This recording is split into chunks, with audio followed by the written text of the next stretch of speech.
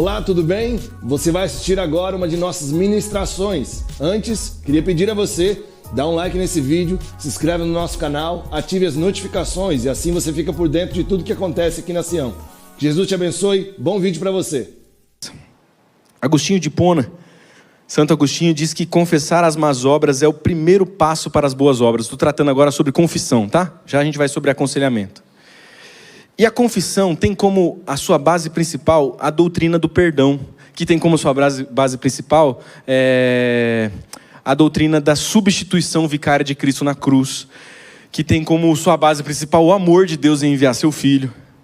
Então a base para tudo na confissão, e essa confissão que eu vou tratar aqui, embora eu vou falar da relação dela para a confissão dos nossos pecados diretamente a Deus, é a confissão de pecados de um para com os outros, tá? Mutuamente. A base para tudo na confissão é o sacrifício de Cristo. Porque na confissão tem perdão, tem sacerdócio, tem reconciliação, e tudo isso está baseado no sacrifício de Cristo. A gente sabe, e a reforma protestante foi extremamente importante em soprar um vento novo e trazer luz, que não há mediador entre Deus e os homens a não ser o Cristo Jesus, homem, que se ofereceu pelos nossos pecados. Então não há outro intermediador que não seja Cristo Jesus, mas ensinos como o de Tiago 5,16 estão disponíveis para que a gente trate as coisas em tensão. Porque olhe para mim, isso aqui é importante. Não é importante só o que está escrito. Vou repetir. Não é importante só o que está escrito. É importante o que também está escrito.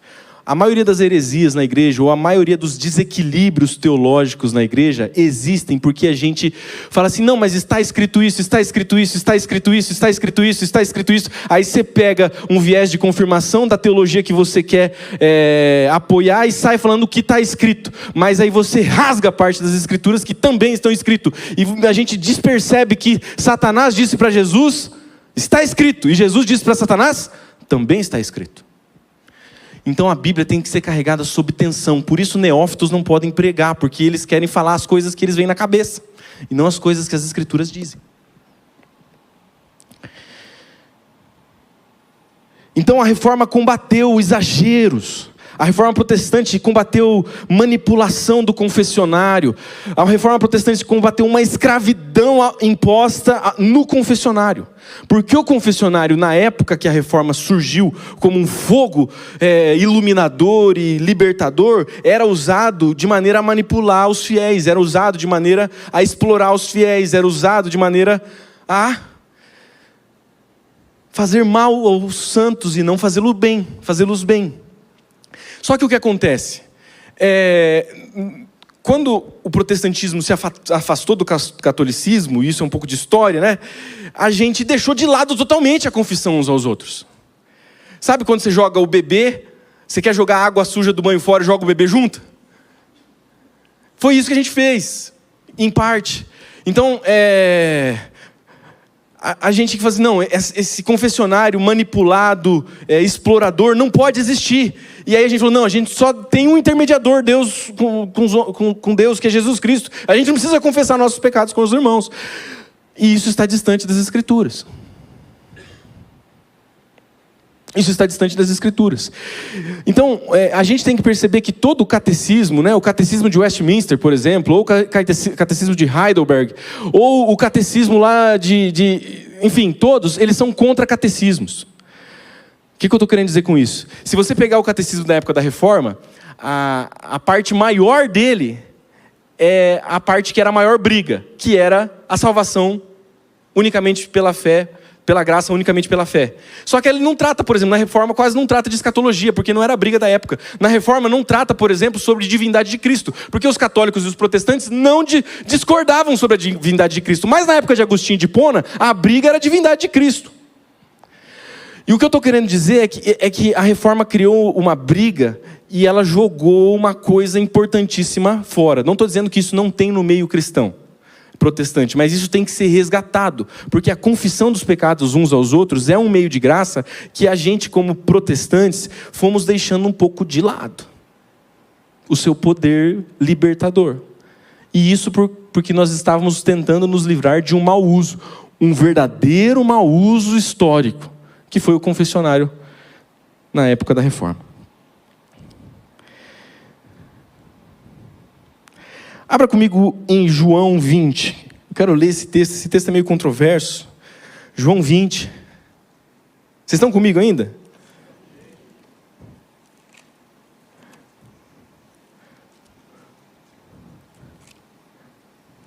O desafio para mim é manter uma linha de pensamento lógico. O desafio para você é conseguir acompanhar. Nós dois estamos num desafio. Eu tento te ajudar e você tenta me ajudar. João 20, 23.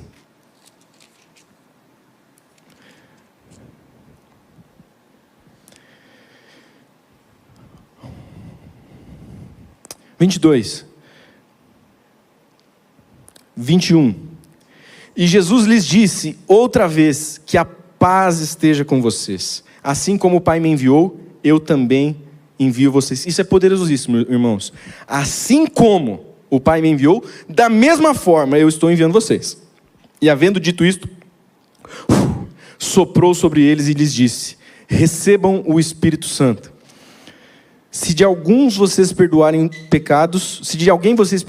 os pecados, são-lhes perdoados, mas se os retiverem, são retidos.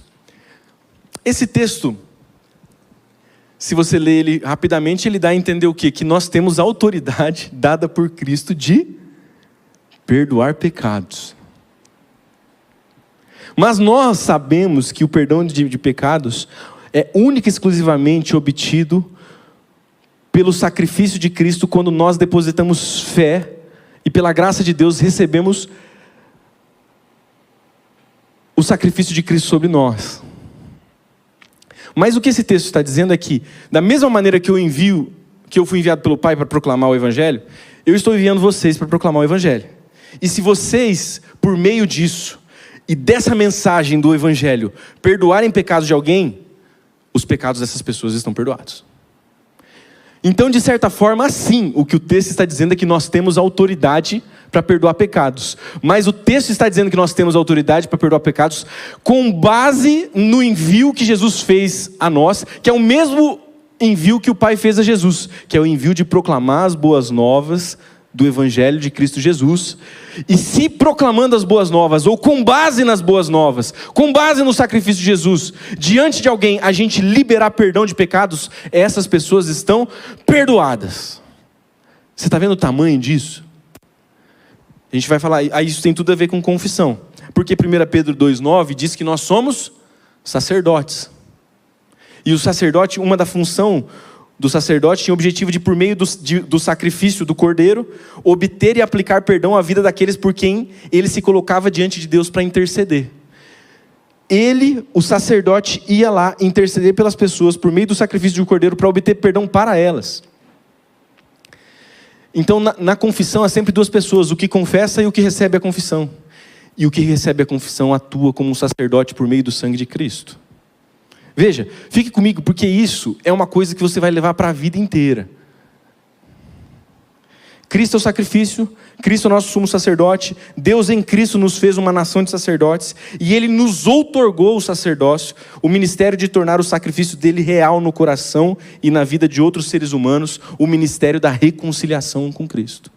Nós somos sacerdotes. A gente tem que tomar sobre nós mesmos a nossa posição. Porque se não tomamos sobre nós mesmos a nossa posição, nós desprezamos o sacrifício de Cristo, que foi custoso para nos comprar essa posição. Está comigo? Então, por que confessar? Então, isso aqui é a base porque a gente pode confessar pecado uns aos outros. Primeiro, porque a Bíblia manda. E ela manda porque ao fazer assim e orar uns pelos outros, nós seremos curados. A gente fala, né? Se a gente confessa pecado a Deus, a gente é perdoado, mas se a gente confessa pecado uns aos outros, a gente é curado. E isso tudo que eu disse aqui, se vocês perdoarem pecados, serão perdoados, é parte da base, que está baseado no Evangelho de Cristo, no sacrifício de Cristo. E por que confessar pecado uns para os outros é difícil? Porque, convenhamos, você e eu sabemos que se nós falarmos abertamente sobre todos os pensamentos e cogitações que passam em nossa mente, as pessoas ficariam estupefatas. É ou não é? Nós sabemos que a nossa mente cogita coisas assim absurdas. É que a gente não fala. A gente não fala porque a gente sabe que elas são absurdas. Mas os nossos pensamentos e cogitações divagam.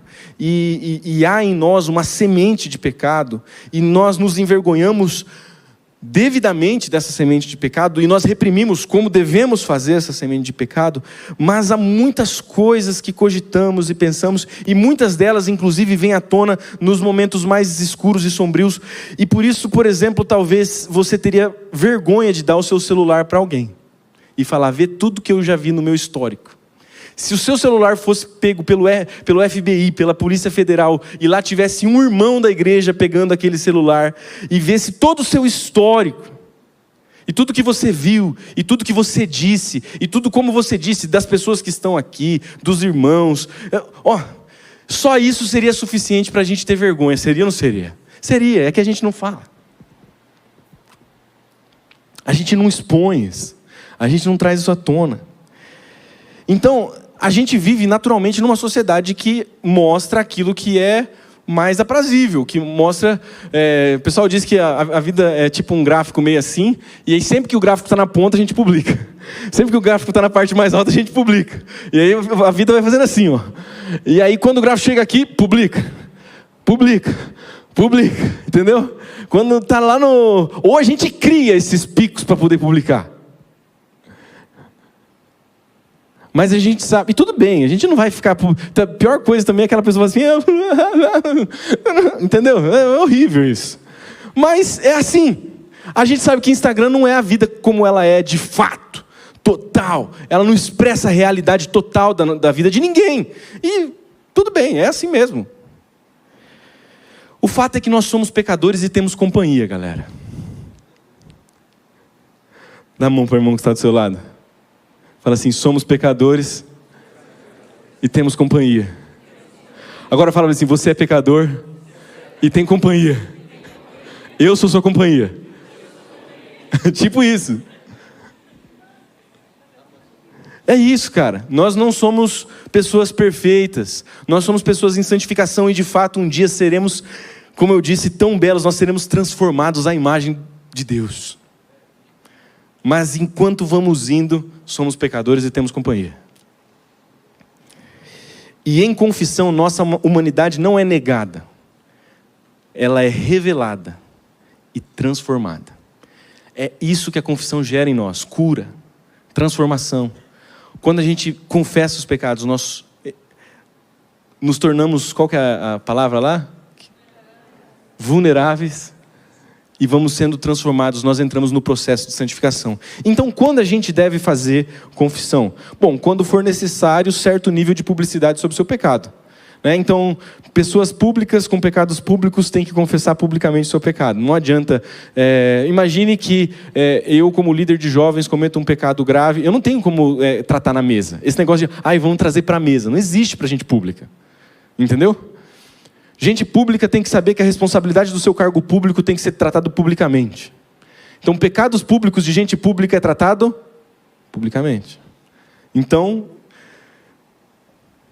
não queiram ser de vocês muitos mestres, porque o rigor é maior. É maior. E tem que ser maior. Tá, esse é só um adendo. Mas esse é o ponto, esse agora é o ponto que eu queria dizer para você, que na minha experiência tem impactado muito a minha vida. Eu estou no ponto, quando nós devemos fazer confissão? Tendo já explicado o que é confissão e tudo mais. Quando a confissão individual a Deus não produzir mais a liberdade da experiência de ser perdoado que deveria produzir. Vou falar de novo. Quando a confissão que nós fazemos no nosso íntimo, única e exclusivamente a Deus, não produzir mais aquela sensação, aquele sentimento, aquela alegria do perdão que flui da cabeça aos pés e a gente se sente perdoado. E o que a gente pode cantar é: eu não sou mais escravo do medo, eu sou filho de Deus, eu fui perdoado, nenhuma condenação há para quem está em ti, Jesus, cuja vida liberta está pelo sangue que verteu na... Entendeu? Quando você canta isso sozinho lá no seu quarto, você está confessando seu pecado, e aí o perdão, o sangue de Cristo vai sobre você, aquela virtude de Cristo flui, e a única coisa que você pode fazer é levantar as mãos e falar assim, jubilante: nenhuma condenação há para quem está em ti, Jesus, cuja vida coberta está pelo... Quando a sua confissão a Deus produzir esse tipo de vida em você, e você não tiver um pecado público, não for uma pessoa pública, não necessariamente você precisa confessar o seu pecado um ao outro. Você pode, se a terceira condição for atingida. Mas é nisso que eu estou querendo dizer. Por quê? Porque a gente sabe, meus irmãos, e eu escrevi para ficar preciso, que em determinados momentos oramos, até mesmo imploramos, pedindo perdão, e embora tenhamos a esperança de haver obtido perdão, não sentimos nenhum alívio. Não temos plena certeza de que fomos perdoados. E a gente desanima da confissão, de confessar e reconcessar e reconcessar e reconcessar o mesmo pecado diante de Deus. Nosso receio é que talvez tenhamos confessado nossos pecados apenas para nós mesmos e não para Deus. Nosso receio é que aquilo não seja suficiente, que a gente esteja sendo hipócrita e a gente nunca se sente perdoado, mesmo tendo confessado e reconfessado. E, bom, Deus já perdoou, mas parece que eu não me sinto perdoado. Quem já teve essa experiência? Os pesares e feridas que assombram o nosso passado não são curados. E aí tentamos convencer-nos de que Deus perdoa apenas os pecados, não cura a memória. Não cura o passado, não transforma a realidade. Aquelas dores a gente vai carregar para sempre. A gente sabe que tem algo mais, fomos instruídos a nos apropriarmos do perdão pela fé, e não chamarmos Deus de mentiroso, porque se nós não cremos que Ele perdoa os nossos pecados, nós fazemos dele mentiroso, e a gente dá o melhor de nós para acreditar, mas nós não nos sentimos perdoados. Entendeu esse negócio? Esse sentimento de perdão. E então começamos a pensar que o perdão é apenas uma questão objetiva e não uma experiência libertadora subjetiva. Ou seja, que Ele apenas nos leva para a eternidade com Cristo, mas não muda o nosso presente e nos dá a experiência de liberdade agora. Há momentos que a gente peca e cai em pecados recorrentes e a gente pede perdão, e talvez isso aconteça com você. Talvez isso ainda não aconteceu com você, mas é possível que tem semente que é para você usar hoje, tem semente que é para você fazer pão daqui a um tempo. Mas há momentos que a gente, na vida cristã, pede perdão e repete perdão e não se sente perdoado. E quando isso acontece, eu sugiro fortemente a você que é esse o momento que Tiago se refere: confessem os seus pecados uns aos outros e orem uns pelos outros para que vocês sejam curados. É quando parece que Deus está distante, que o irmão fica próximo. Que o irmão se torna a encarnação, porque nós somos o bom perfume de Cristo por onde a gente vai. É quando parece que a minha confissão não é suficiente. É quando eu sei intelectualmente que se confessarmos os nossos pecados, Deus é fiel e justo para perdoar os nossos pecados e nos purificar de todas as injustiças. Mas eu não sinto. Eu ainda não sei. Eu tô me fazendo claro? Nesse momento você precisa confessar pecado. E um terceiro momento é quando for uma arma para vencer um pecado ou um trauma. Ou seja, às vezes você entende a confissão recorrente, cara, assim, toda vez que eu cair nesse pecado eu vou passar pela vergonha apropriada, porque tem vergonha que é apropriada, tem vergonha que é inapropriada. Ter vergonha de roubar é uma vergonha apropriada. Ter vergonha de chegar com um carro menos caro na escola é uma vergonha inapropriada. Fecha parênteses. Quando eu passar por essa vergonha, é uma disciplina que me ajuda a sair desse pecado. Esse é o terceiro motivo que você deveria confessar pecado. Quando você vê que a confissão recorrente e a autoexposição deliberada à vergonha te ajuda a romper com um comportamento pecaminoso, você deveria confessar pecado. Ou quando isso cura você, quando nem às vezes é pecado, mas isso cura você de trauma, você deveria confessar. Estão comigo? A confissão de pecado uns aos outros comunica a graça. E como a gente faz confissão então? Eu estou falando agora daquele que confessa. Já já eu vou falar com você quando você estiver recebendo confissão. Tá? Porque a gente como líder recebe muito confissão, mas a gente tem que ser uma comunidade de pastores. Como fazer confissão? Escreva. Antes de ir lá confessar, escreva o que você vai confessar. Escreva. Para esclarecer. Porque quando você escreve, você é mais preciso. Por isso que às vezes eu escrevo o que eu quero falar aqui, para não sair de improviso. Porque às vezes cada palavra é importante. Primeira coisa, escreva para esclarecer, para você esclarecer. Segunda coisa, diante da pessoa, não se poupe, não se defenda, não se justifique, não procure aliviar. Fala assim, cara, olha, eu vi pornografia, eu menti para tal pessoa, mas, esquece mas. Elimine a palavra mas, elimine qualquer justificativa da sua confissão. Vá lá, pura e simplesmente confesse. Eu fiz isso. Não tem tipo de, eu vi pornografia, mas eu não vejo todo dia. Eu menti, mas eu não minto todo dia. Eu soneguei, mas eu não sonego sempre. Você não tenta, você só fala o que você fez. Você simplesmente é reto. Você não precisa se defender.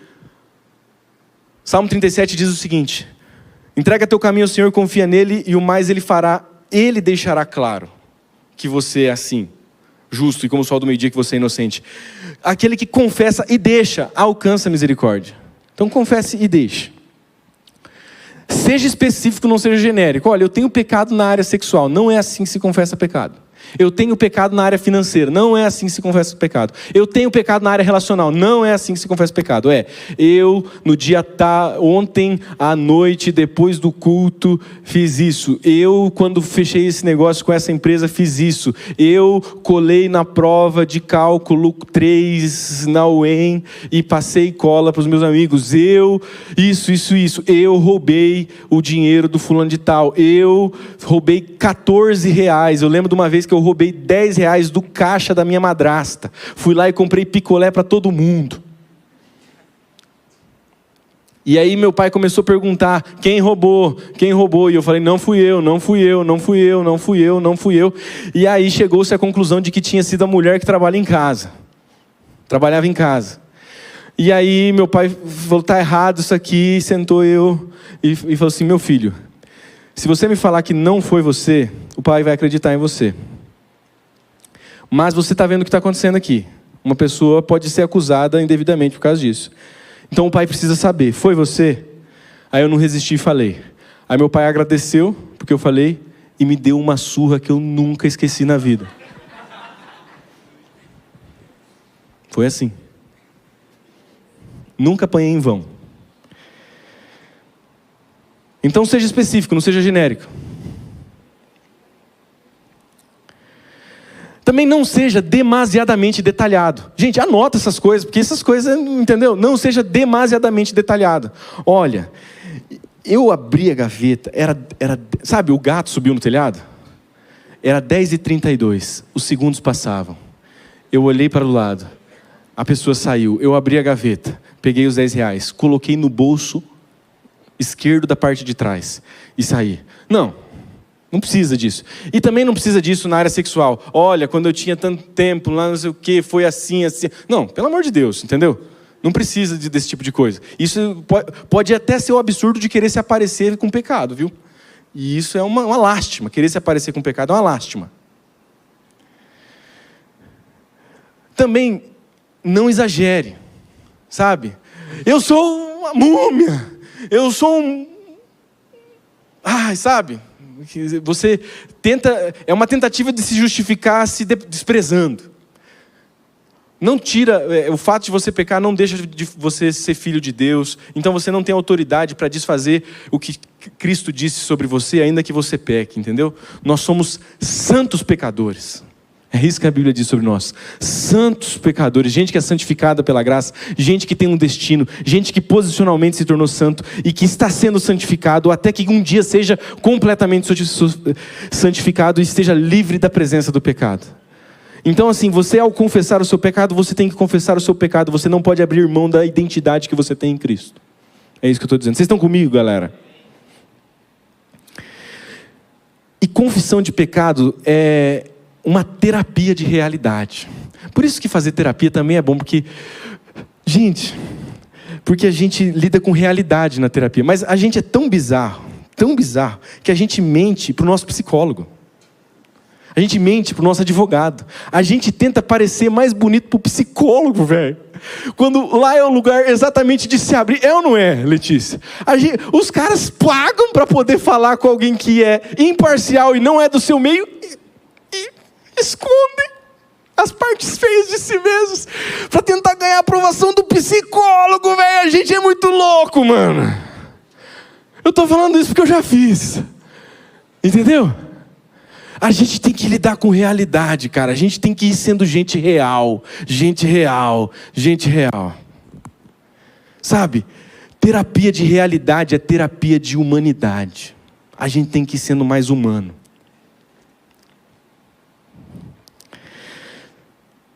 Beleza? Eu falei aqui como fazer. Vocês estão comigo? É complexo, né, velho? Será que vocês vão lembrar disso? Eu falei de quando a gente deve fazer, né? Aquele momento que, principalmente eu foquei naquele momento que a gente não se sente perdoado. Como fazer? Escreva, não se poupe, não se defenda, seja específico, não genérico, não seja demasiadamente detalhado, não exagere, seja simples e lide com a realidade. Para quem fazer? Para quem que a gente confessa pecado? E aqui vem uma diferença clara do protestantismo com o catolicismo. Porque com a reforma, a gente apregoou a verdade do sacerdócio de todos os crentes. Então a gente não confessa só ao padre como um dos sacramentos. A gente confessa uns aos outros. Que é o que as Escrituras dizem: confessem os seus pecados uns aos outros e orem uns pelos outros, para que vocês sejam curados. Mas veja, não é para qualquer pessoa que se denomina irmão. E nem mesmo para qualquer pessoa que é de fato irmão. Porque há irmãos que são neófitos, há irmãos que estão na fé há muito pouco tempo, há irmãos que não têm maturidade suficiente para lidar com aquilo ali, há irmãos que estão começando a caminhada, há irmãos que vão cair sob o fardo daquele pecado. Há irmãos que vão desviar se você confessar aquele tipo de pecado. Há pessoas que não têm estrutura, suporte, maturidade, nível de piedade, santidade para lidar com determinados tipos de pecado. Então você tem que pedir esclarecimento e graça a Cristo, mas eu quero te dar alguns conselhos. Bom, primeira coisa, um irmão confiável. E quando eu digo confiável, não é que a pessoa se autodenomina confiável, é que todas as outras pessoas ao redor dizem: ele é confiável. Ele tem um histórico de confiabilidade. Porque o que carrega autoridade não é visão, falar de si mesmo. O que carrega autoridade é história. Um irmão historicamente piedoso. Você sabe que a pessoa tem o caráter de Cristo. Ele tem demonstrado ao longo de anos com você que é uma pessoa piedosa. Piedosa é que tem o caráter de Cristo. Então, confiável. Alguém que não seja fofoqueiro. Porque você não quer ver as suas pérolas jogadas aos porcos por aí. Você não quer ver as coisas mais íntimas de você compartilhadas com o Instagram. Para quem a gente deve confessar pecados? Alguém sábio, alguém com compaixão, alguém com bom senso, alguém razoável. Entendeu?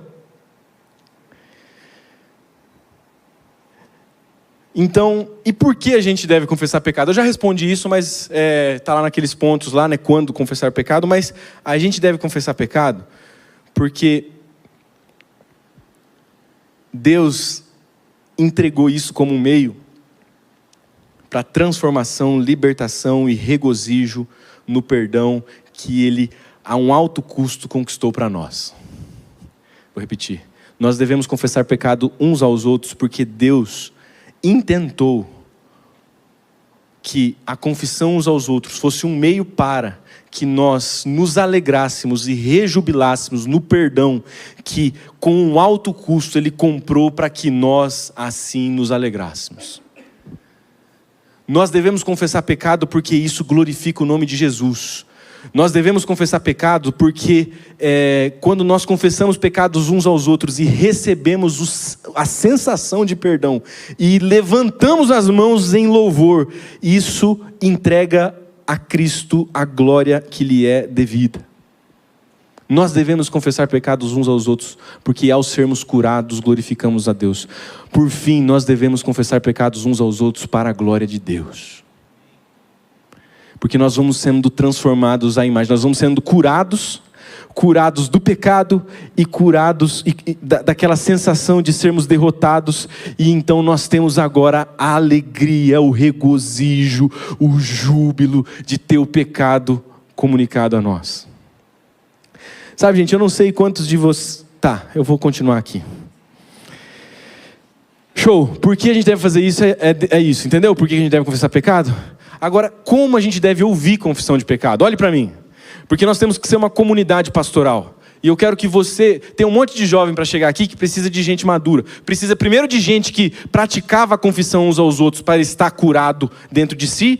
E que sabe e tem maturidade suficiente para receber aqueles que vão precisar por um processo longo de confissão uns aos outros. Então, como um cristão maduro, como você se escala no time de Deus como alguém que é adequado à função de ser o confessionário de uma pessoa. Como ouvir pecados? Confissão. Primeira coisa, você ouve calado. Entendeu? A gente às vezes tenta interferir na confissão. Não. Confissão você ouve calado. Cara de alface. Não assim.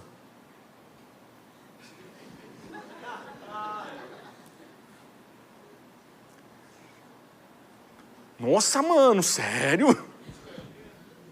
Não, jamais. Então você ouve de uma maneira que a pessoa se sinta à vontade para continuar indo. Você ouve em silêncio e receptividade. Você está sendo receptivo. Você, depois que a pessoa terminou, você faz o quê? Continua em silêncio depois da pessoa terminar. E aí depois de você estar em silêncio, normalmente é comum que a pessoa volte a falar um pouco mais. E aí fale. E aí ela terminou de novo, você faz de novo, continua em silêncio. E aí ela fala. Aí você faz de novo, continua em silêncio. E aí chega um momento que talvez o Espírito lhe guie, que fala assim, tá bom, mano. Tá tudo bem. Você só dá um sinal que a pessoa, tá bom? Mas às vezes, se a pessoa falou pouco, então você tem que ter um discernimento do Espírito, que às vezes a pessoa falou pouco, que você pode perguntar gentilmente se ela deseja falar algo mais. Você tá tudo bem? Você quer falar alguma coisa a mais? Sabe, mas é num jeito de receptividade que você tem que fazer isso. Você quer falar alguma coisa a mais? Tá tudo bem? É assim que você ouve. E agora como você reage? Primeira coisa, você não diminui o pecado da pessoa. Você não diminui, se não for pecado, se for um trauma, você não diminui o caso da pessoa. Porque às vezes alguém está confessando um caso de que ela foi abusada verbalmente. E você na sua infância foi abusado sexualmente por várias pessoas. E aí você fala assim, não, mas isso é tranquilo. Entendeu? Porque eu já fiz, não, você foi abusado disso, eu fiz isso, e nossa, fizeram isso comigo. Pelo amor de Deus, gente. Você não diminui o sentimento de dor da pessoa naquele momento ali, tá? Se você precisa também ser ouvido, você vai em outro momento agora ser ouvido também. E tá tudo bem, é justo. Mas não diminua o pecado e não diminua a experiência. Porque às vezes a pessoa vai lá e fala assim, cara, eu vi Big Brother Brasil e fiquei com tesão olhando para tal coisa. E aí você já ouviu confissões de pecados de que a pessoa viu pornografia infantil. Aí você fala assim, não, cara, mas isso aí é contornável. Isso aí é... Não. Pelo amor de Deus. Se o cara roubou R$10, se o cara roubou R$1 milhão, se o cara mentiu para a mãe ou se o cara mentiu estando em uma posição de autoridade. Entendeu? A gente não diminui quando a gente ouve confissão de pecado. A gente só ouve. A gente não alivia. Fica tranquilo, cara. Fica em paz. Tá tudo bem. Mas a gente também não pesa, fala assim, nossa, mano, você é Do demônio mesmo, viu? Isso aí é a obra do diabo na sua vida. Você tem que ver se você é salvo. Não é essa hora que você fala esse tipo de coisa. Estou falando o absurdo para trazer aqui, né? Vocês estão comigo. A gente dá ao momento a solenidade que lhe é devida. É uma solenidade. A pessoa está compartilhando uma pérola com você. Entendeu? É um momento solene. A gente dá a importância devida. Sabe? Então, basicamente, a gente fica quieto, ouve, se torna receptivo e não fala nada no sentido de aliviar ou de pesar. Mas aí a gente faz uma coisa, que está com base em João 20, 23. Se de alguém vocês perdoarem o pecado, lhes está perdoado. Sabe o que você faz? E eu já tive essa experiência, tanto de eu como a pessoa que confessa, como de pessoas confessando o pecado a mim. Você faz assim, ó. Você fala alguma coisa mais ou menos assim: meu irmão, na autoridade do nome de Jesus, eu te perdoo. Você fala assim, mas quem é você? O pecado nem foi contra você. Sim, mas agora ali você é um representante de Cristo. Você é um portador da nova aliança. Você é um embaixador da reconciliação de Deus. Então a pessoa vem e traz essa pérola para você e você comunica pecado, porque essa pessoa já confessou pecado para Cristo e não está se sentindo perdoado. Então naquele momento você ouve com serenidade, com solenidade, e aí na autoridade do nome de Jesus, e é isso que faz com que a vida cristã e o relacionamento entre irmãos seja diferente de uma terapia, porque aqui há uma autoridade vinculada a você especificamente, para com aquela pessoa especificamente, que lhe autoriza, em o nome do Senhor Jesus, conceder perdão de pecados. Você chega para aquela pessoa e fala assim: eu lhe perdoo, meu irmão.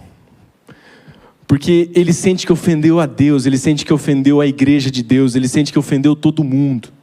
E aí você lhe confere pecado. Gente, é pouco corriqueiro esse tipo de coisa. Mas quando nos confessionários corretos era isso que era feito. A pessoa comunicava o perdão de Deus. O sacerdote, na época de confessionário, embora tinha penitência e tudo mais, o que ele fazia ali era entregar para pessoas que estavam pesadas, aflitas, se auto-afligindo, o perdão de Deus. Então, quando uma pessoa vem a você, ela precisa que o perdão de Deus seja comunicado. E você, veja, eu sei que talvez você está aí e fala assim, cara, meio estranho esse negócio não está caindo bem, mas que o Espírito Santo ministre isso a você. Porque Jesus disse assim: receba o Espírito, assim como o Pai me enviou, como anunciador de boas novas de reconciliação, eu envio vocês da mesma forma. De quem vocês perdoarem pecados, está perdoado. Lide com o texto. Veja, você encontra alguma outra alternativa para esse texto?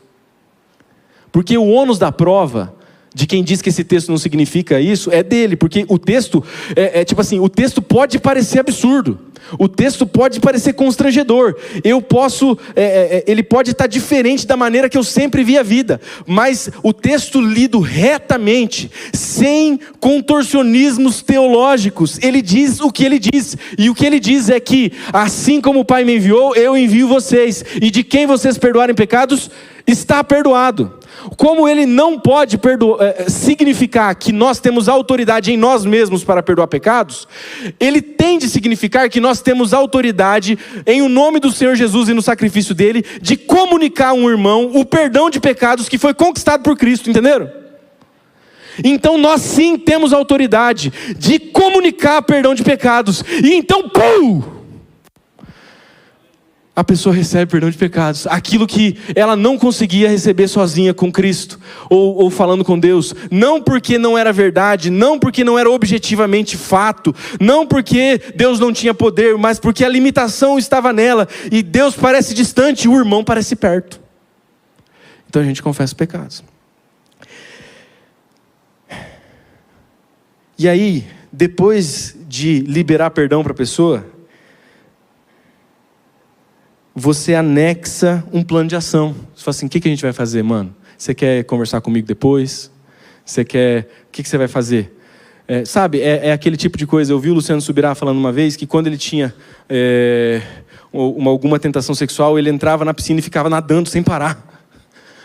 Entendeu? Uma disciplina que ele... Tem gente que quando tem algum desejo vicioso, por exemplo, por drogas, a pessoa sai correndo. Ela corre, até cansar. Então você estabelece com a pessoa métodos para que ela não caia de novo naquele pecado, entendeu? Você estabelece jeitos, você se propõe a pensar com ela em alternativas, né, que vão restringi-la para que ela não peque. E, veja, isso não é penitência no sentido de que tinha o catolicismo, que a penitência era o jeito de você pagar o seu pecado. Porque o nosso pecado foi pago pelo sangue de Cristo na cruz. Mas isso é disciplina para que nós tratemos o pecado que é sério com seriedade. Isso é disciplina para que a gente não banalize o pecado do nosso irmão, que o nosso irmão não quer que nós o banalizemos, porque quando alguém vem confessar pecado, a pessoa vem e ela quer receber seriedade naquilo que ela está falando. Então, você falar para ele assim, mano, isso aí é sério, a gente precisa tratar, eu vou te ajudar. Vamos estabelecer um plano de ação, vamos estabelecer restrição. Entendeu? Você dignifica o ato daquela pessoa. Está comigo? Eu vou terminar sem falar de aconselhamento e encorajamento, por causa do tempo. Queria que você ficasse de pé.